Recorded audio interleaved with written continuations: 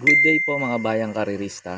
January 9, 2026, Friday at Metro Turf Club. Start time at 5 p.m.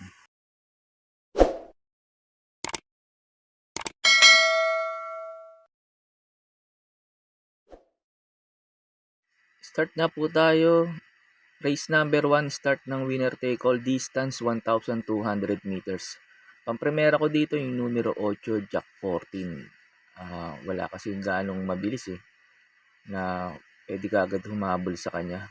Pag ito napabayaan sa unahan, tingin ko malaki chance ang makatapos ng karera. Problema nga lang yung peso niya. Parang nadagdagan ng 6 na kilo to kasi apprentice lagi sumasakay dito, 51 kilogram. Nadagdagan ng 6 na kilogram. Tingin ko yun magiging factor nito na pagkatalo nito. Sakaling matalo si Jack 14. Second choice ko yung numero 5, Concrete Solution. Pag pilit naman kasing hinabol sa unahan si Jack 14, ito pwede makinabang. Itong numero 5, Concrete Solution. Bali parang nadagdagan lang ng 3 kilogram to kumpara kay Jack 14. Tingin ko malaki chance makarimate nito numero 5, Concrete Solution. Tapos pangdehado ko numero 7, Subris. Magangang peso 55. Baka mag-umento kasi parang second official run niya pa lang to . Tingin ko ito pwede umapsot dun sa dalawa. Ito numero 7, Subris. Kaya po sa race number 1, in-upload ko po yung last run ni Jack 14, ni Concrete Solution, at ni Subris para magkaroon po kayo ng idea kung paano nyo po sila tatayan. Kaya po sa race number 1, pampremera ko po numero 8, Jack 14. Second choice ko po numero 5, Concrete Solution. Pangdehado ko po numero 7, Subris. There, Open Racing once blow out. That is closing time. Jack 14, the early leader. A line and a half lead and pass approaching now is King's Cup. That on the inside. The lead is taken over now by King's Cup by about ahead over Jack 14 in second, and showing speed now is the favorite Iron Edge, and a big wide back and forth is Phone Trick. Then second last is Moon Alphabet, and a far behind to closing time. And as they race the fourth turn, it's King's Cup by 3/4 of a length. In second is Jack 14. 2 lengths behind in third quietly is Iron Edge. Then a big gap to Phone Trick, Moon Alphabet, and closing time. 400 meters left to go. It's King's Cup, and here's the challenge coming from Iron Edge. But King's Cup, its response to that challenge against Iron Edge, racing now on the outside. Dabi back in third is Jack 14. 200 meters left to go. The lead now belongs to Iron Edge. Iron Edge now by a length and a half over King's Cup, standing second. And here's the finish line. Iron Edge wins the first race, 3-year-old maiden against King's Cup. Jack 14 was third, Phone Trick fourth, then finishing fifth, Moon Alphabet, closing time, last to cross the finish line. What a race for number 6, Zoris Iron Edge.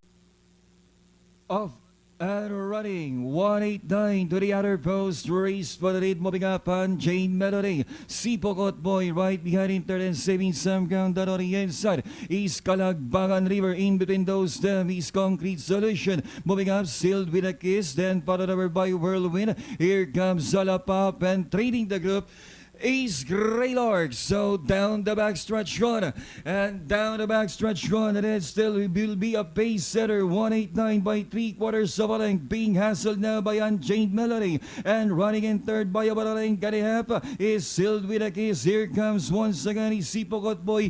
Greylord is on the move them on the outside together with Whirlwind, and they move to the fourth turn. The lead is taken over now by Unchained Melody by about half a length. Back in second is 189. Now who's trying to come back in the middle, and joining them now is the favorite Greylord. 3 runners now across the track.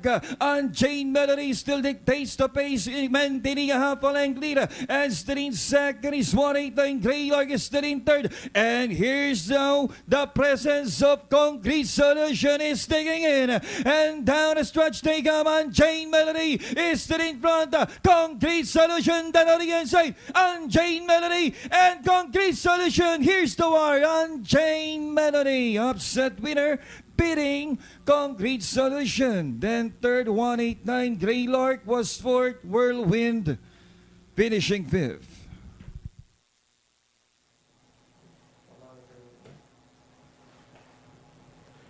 And there you have it, racing fans. An upset winner indeed, Unchained Melody here in race number 1, our Concrete Solution. Then comes number 10, 1. They're off and racing. Jack 14 to the inside post, race for the and so was Pone Trick.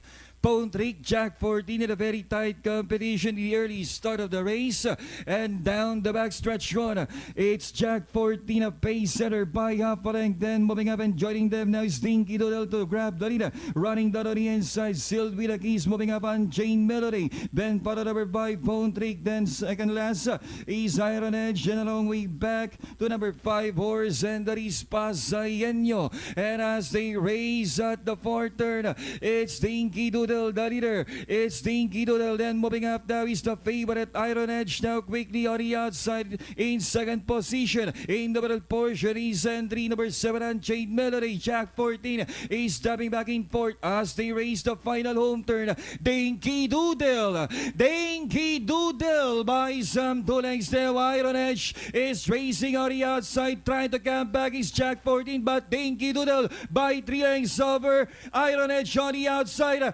And hitting the finish line is all Dinky Doodle. Upset winner against Iron Edge. Then followed by Pasayenyo, Jack 14 and Jane Melody.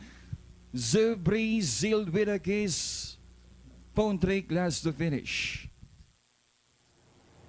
And there you have it, Bayang Kararista. There's an upset here in race number 2. I believe only selling as the third favorite. Entry number 4, Dinky Doodle, crossing the wire first with Jackie A.R. Ramos. And if I get it right, it's 465-278, our unofficial order of arrival according to our racetrack announcer. So let's watch the Sa race number 2 na po tayo, start ng pick 6, distance 1,200 meters. Pampremera ko dito, numero 8, Doña Chichay. Ito, bigyan lang ulit ng importansya ng may-ari to. Tingin ko, malaki chance ulit na itong manalo kasi ang ganda naging preba nito. Umintado itong kabayo na to, nasa 1.26, tapos maganda pa position niya nasa labas. Tingin ko aabangan niya lang si Tenacity. Tapos kukunin niya na kagad yung unahan nito. Pang-protection ko sakaling hindi bigyan ng importansya na may-ari si Doña Chicha yung numero 5 Ladybug Red. Sakay ni JT Sarate. Tingin ko wag lang mamadalin sa unahan ni Sarate to. At iabang lang din. Tingin ko malaki chance na itong ma-upset si Doña Chicha nito. Itong numero 5 Ladybug Red. Kaya po sa race number 2, pang-primera ko po numero 8, Doña Chichay. Second choice ko po numero 5, Ladybug Red. Sa race number 3 na po tayo, start ng pick 5. Distance 1,200 meters. Dito sa race number 3, may nakikita akong dalawang mabilis na pwede kagad maghabol ang kagad sa unahan. Yung numero 1, Tokyo Rumba, saka si West of the East. Tingin ko maghahabol ang kagad to. Kaya pili ko yung disunod na kabayo. Pampremera ko dito, numero 8, Lake Apo. Ito maganda position niya ngayon, nasa labas, last to enter. May bilis din tong kabayo na to. Tingin ko ito pwede makinabang. Yung numero 8, yung Lake Apo, baka nasa tercero, kwarto to sa largahan. Tapos second choice ko, numero 3, yung Comeback Stronger, yung galing sa panalo. Baka mag-umento pa si kabayo.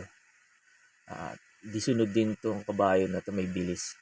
Tingin ko malaki rin chance na itong makaulit ng panalo. Itong numero 3, Comeback Stronger. Kaya po sa race number 3, pampremera ko po numero 8, Lake Apo. Second choice ko po yung numero 3, Comeback Stronger. Pag may mga kursunada kayo dito, dagdag nyo lang po. Sa race number 4 na po tayo, start ng pick 4. Distance again 1,400 meters. Pampremera ko dito numero 6, Madam Mayhem. Si Madam Mayhem, ang tingin ko pwedeng makarimate rito. Umentado kasi itong kabayo na to, maganda nagiging takbo niya ngayon. Kaya pampremera ko to numero 6, Madam Mayhem. Ang problema nga lang dito, yung salida sana maganda isalida ngayon. Tapos second choice ko po numero 3, Blue Mind Theory. Blue Mind Theory, hindi maganda sinasalida ngayon. Sana maganda yung salida bukas. Tingin ko malaki rin chance na itong manalo dito. Disunod naman tong kabayo na to. Tapos third choice ko, numero 7, yung bagong kabayo, Solidaria. Maganda position niya, last to enter, tapos hanggang ng peso 51. Tingin ko ito babandera dito. Pag ito hindi hinabol kagad ni Perfect Shot, tingin ko malaki chance na itong makatapos ng karera kasi maiksi yung distansya ngayon, 1,200 meters. Second official run, baka mag-umento pa si kabayo. Tingin ko laban naman to kasi sa apprentice pinasakay. Kaya po sa race number 4, pampremera ko numero 6, Madam Mayhem. Second choice ko po numero 3, Blue Mind Theory. Third choice ko po numero 7, Solidaria. Sa race number 5 na po tayo, distance 1,200 meters. Numero 4, Trumpeter. Ito para po sa akin dito sa race number 5. Sosolohin ko na po to. Yung last run nito, malakas ang kalaban si Frugality pero dikit lang. Bumabalik pa to si Trumpeter. Ngayon wala si Frugality at wala rin namang ganong mabilis. Kasi may bilis din naman to si Trumpeter pag maganda sinalida eh. Tingin ko makakasabay kagad to at makakarimati kagad. Kaya tong race number 5, tong numero 4 ng Trumpeter, para po sa akin, sosolohin ko na po. Sa race number 6 na po tayo, distance 1,200 meters. Pampremera ko dito, numero 7, Work From Home. Ito, cambio Hinete, CA Reyes na. Tingin ko baka magamayan na ni Hinete to. At bumaba naman talaga na sa laban to. At may mga mabilis din, baka makarimate na rin to kaagad. Second choice ko na rin po yung numero 4, Equitem. Ito rin, derimating kabayo. Tingin ko may pwede rin makarimate rito to. Itong numero 4, Equitem. Tapos third choice ko po yung numero 6, Angry Maxine. Ito di banderang kabayo. Problema nga lang nandito si Victorious, baka habulin siya kaagad. Pero pag napabayaan naman to sa una si Angry Maxine, tingin ko malaki chance na ito makatapos ng karera. Itong numero 6, Angry Maxine. Kaya po sa race number 6, pampremera ko po numero 7, Work From Home. Second choice ko po numero 4, Equitem. Third choice ko po numero 6, Angry Maxine. Sa last race na po tayo, sa race number 7, distance 1,200 meters. Dito sa last race, may mabilis na naman na pwede maghabulang kagad sa unahan. Ito sila, Street Queen. Leader of the band, One for the Road. Ito, Naughty Angel.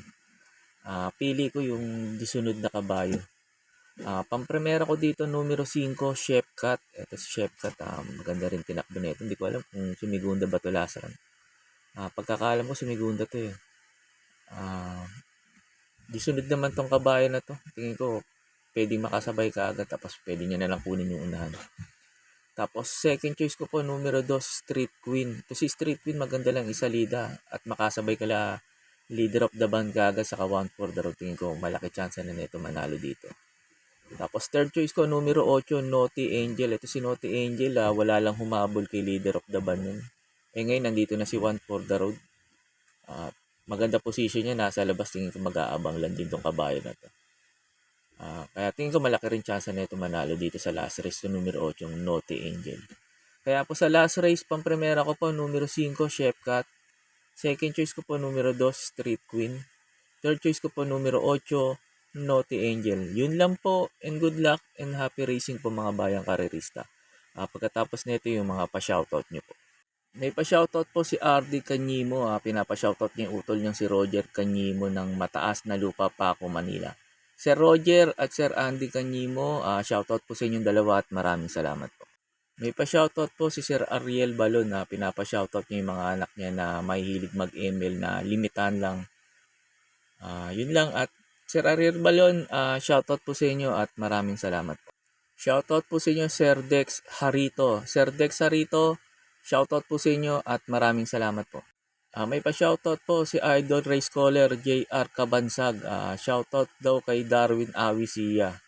Sir Darwin Awisia, konsihal, shoutout po sa inyo at Sir JR Kabansag, shoutout po sa inyong dalawa at maraming salamat po. Shoutout po sa inyo Sir Louis Bantesilia ng Pinagsama Taguig City. Shoutout po sa inyo Sir Louis at maraming salamat po. May pa-shoutout po si Sir John Del Praso. Pinapa-shoutout niya si Master Prisa ng Manunulot. Shoutout po sa inyo Master Prisa at Sir John Del Praso at maraming salamat po. May pa-shoutout po si Sir Bernard Carpio. Pinapa-shoutout niyo yung mga batang solis. Shoutout po sa inyo dyan mga batang solis. Sir Bernard Carpio, shoutout po sa inyo at maraming salamat po.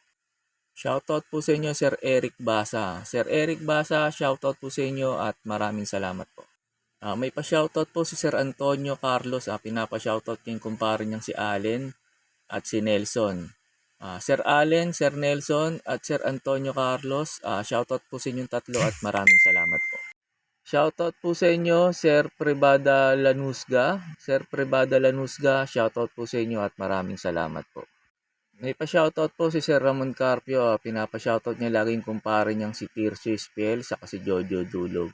Sir Tirso Espiel at Sir Jojo Dulog at Sir Ramon Carpio, shoutout po sa inyong tatlo at maraming salamat po. May pa-shoutout po si Sir Roger Salut. Pinapa-shoutout niya si Weweng Salut ng St. Marcia, Batya, Bulacan. Shoutout po sa inyo Sir Weweng at Sir Roger Salut at maraming salamat po. May pa-shoutout po si Sir Dennis Beneventura. Pinapa-shoutout niya lahat ng karerista dyan sa Pingping OTV. Sila Joshua at si Chairman Boss Makachua.